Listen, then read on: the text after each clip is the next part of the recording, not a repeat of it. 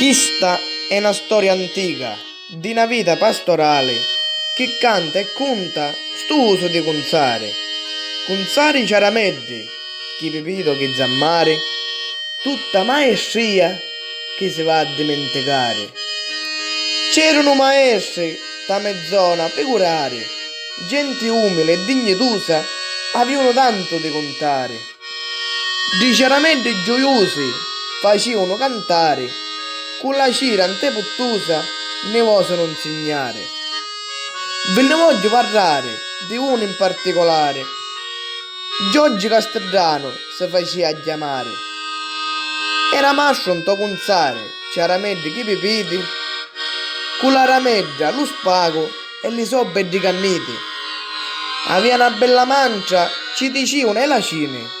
Già passava le sue giorni fino a quando non fu fine.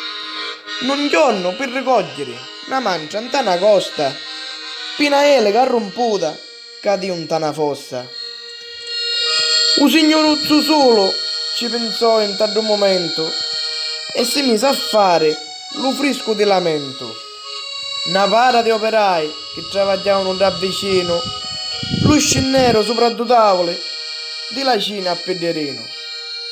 Arrivato alla sua casa, a Monforte a Sant'Antonino, soffrivo per 6 mesi da un misero lettino.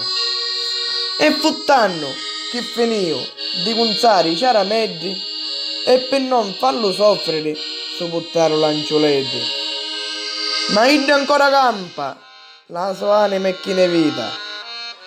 Finio a quando a Monforte ritorna Pepita. A mia mi venne in sonno, mi disse due parole, mi disse Giovannuzzo, porta la tua sta tradizione. Queste sono le sue parole. Quando piglio uno sciamarro e sta pesce rompo, perché sopra sta pesce c'è scritto in un conto. E questa frase ne voglio fare capire che a Monforte San Giorgio hanno a ritornare pipiti.